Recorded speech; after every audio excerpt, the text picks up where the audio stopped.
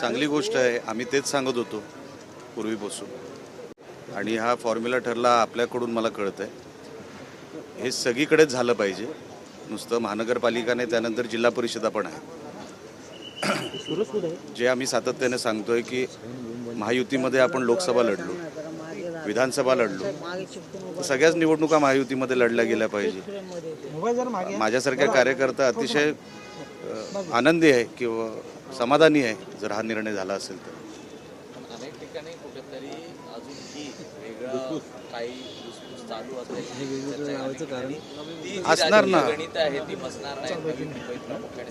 बघा, तुम्ही आता ठरवू नका, नेते ठरवू दे. नेते जे ठरवतील ते सगळ्यांना मान्य करावं लागतं. ही आता फक्त चर्चा आहे. चर्चेचा आउटपुट काय आहे हे जेव्हा नेते बसतील त्याच्यावरती ते सोडवतील ना हा विषय. हे जे काही कोडं असेल तुम्ही म्हणताय कुठे कुठे काही ठिकाणी, तर ते नेते बसून ठरवतील.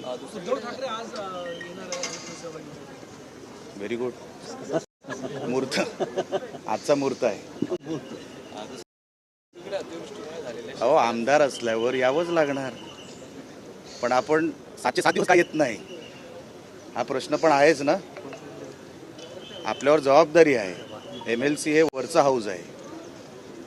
सगळे विचारवंत म्हणतात तिकडे बसतात, तर आपण एकच दिवस येऊन काय साध्य होणार आहे. त्या हाऊसमधून जो आउटपुट निघाला पाहिजे सदस्यांकडून, सन्माननीय उद्धवजी तिकडे 7 दिवस किंवा जेवढा वेळ अधिवेशन चालेल तो काळ त्यांनी यायला पाहिजे. त्यांच्यावर जबाबदारी, त्याचं कर्तव्य आहे, ते मेहरबानी नाही. झालेल्या शेतकऱ्यांच्या नुकसानीसंदर्भात आज चर्चा होणार आहे. 293 पॅकेज जाहीर केलं, मात्र अजूनही शेतकऱ्यांना मदत मिळालेली नाही. अनेक ठिकाणी ही परिस्थिती तशीच आहे. याबाबत सत्ताधारी तर आहेतच, मात्र विरोधक देखील तितकेच. बघा, आजचा जो 293चा जो प्रस्ताव आहे तो सत्ताधाऱ्यांनीच मांडलेला आहे. म्हणून जे 31,000 कोटीचं पॅकेज आहे, आता माझं पण आता त्या विषयावर बोलणार आहे. कोकण हा त्याच्यामध्ये कुठे आहे हा विषय मी माझ्या भाषणामध्ये मी मांडणार आहे.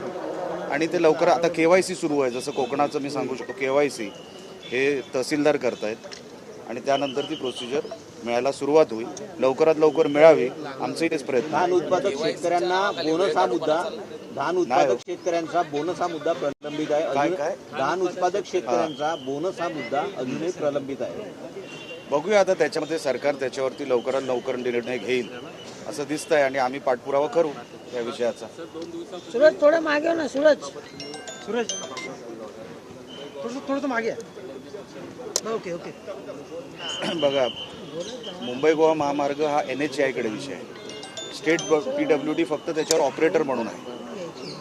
आता एकच मला वाटतं काहीतरी 70-80 किलोमीटरचा पॅच राहिला आहे. सिंधुदुर्गाचा पॅच पूर्ण झालेला आहे. अजून आम्ही टोल सुरू केलेला नाही सरकार म्हणून. आणि जो काही पॅच शिल्लक राहिला आहे तो NHAIने करायचा आहे. नॅशनल हायवे अथॉरिटी ऑफ इंडियाने करायचा आहे. PWD राज्य हे फक्त त्याच्यावरती ऑपरेटर म्हणून काम करतं. निधी देण्याचं काम स्टेट PWD करत नाही.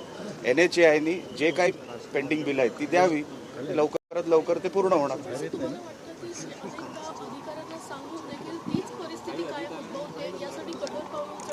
100% त्याच्यावरती उचललं गेलं पाहिजे. त्याच्याबद्दलच मी परवा माझ्या मनोगतात सांगितलं की काही ठेकेदार हे ब्लॅकलिस्टच केले पाहिजे, काही अधिकाऱ्यांचा बंदोबस्तच केला पाहिजे, नाही तर हे काय सुधारणार नाही.